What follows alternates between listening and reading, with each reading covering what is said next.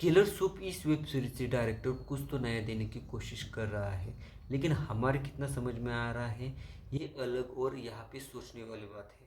Film की कहानी ऊपर ऊपर से बहुत ही सीधी सादी और सिंपल सी लगती है, लेकिन बाद में स्क्रू की तरह पूरा दिमाग अंदर से खा जाती है और दिमाग के इन चक्करों में फिल्म कब खत्म हो गई ये आपको पता भी नहीं चलता है। खेलने वाला तो आपसे छल कर गया, लेकिन आपको अकेला भी कर गया। ऐसा ही कुछ इस फिल्म के बारे में आप सोच भी सकते हो और बिंदास होके कह भी सकते हो।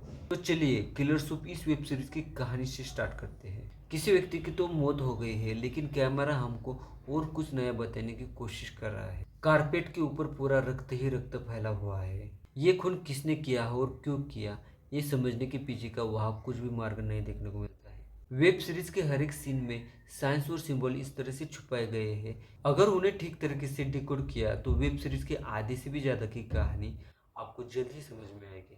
ऐसे गंभीर समय में उनके आगे जो परिस्थिति है उसके आगे वो हतबल से हो गए हैं।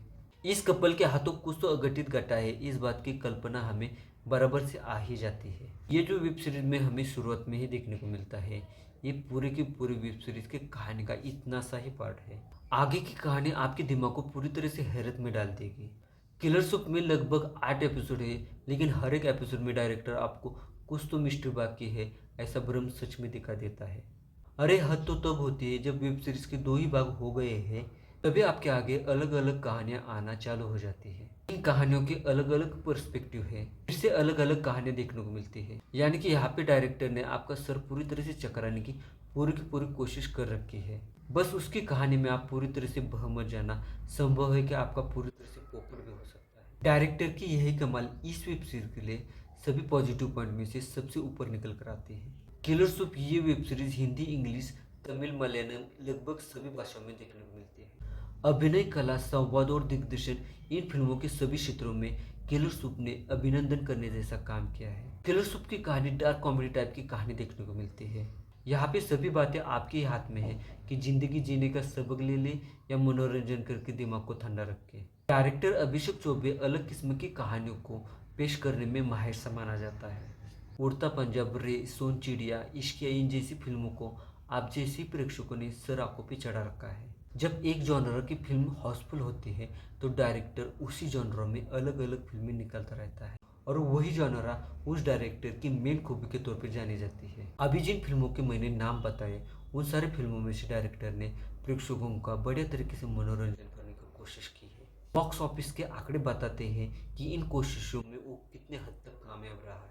शुरुआत के ही पहले एपिसोड में कहानी दिमाग के सर के ऊपर से जा रही है ऐसा लगता है, लेकिन थोड़ा सब्र करने के बाद में जो मनोरंजन देखने को मिलता है सच में उसका आगे कहीं पे भी अंदाजा नहीं लगा सकते हैं।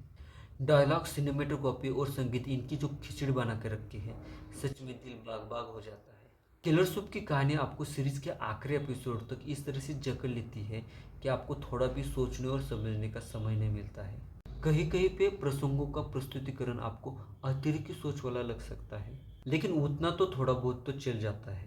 मनोज वाजपेयी, कोंकणा सेन शर्मा और सयाजी शिंदे इन्होंने अपने हिस्से जो भी काम आया है उसे बहुत बड़े तरीके से, चौक तरीके से निभाने की कोशिश की है। कहानी सहज और सिंपल होने के कारण कुछ कुछ जगह पे थोड़ा बोरिंग सा लगता है, लेकिन अगले ही पल वेब सीरीज अपना खरा रंग दिखाना चालू कर देती है।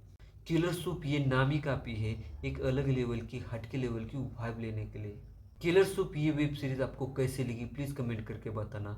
मेरा ये वीडियो अच्छा लगे तो लाइक और मेरे चैनल को सब्सक्राइब जरूर कर देना। मिलते हैं अगले वीडियो में और एक नए रिव्यू के साथ में और एक नई वेब सीरीज के साथ में। तब तक के लिए नमस्कार।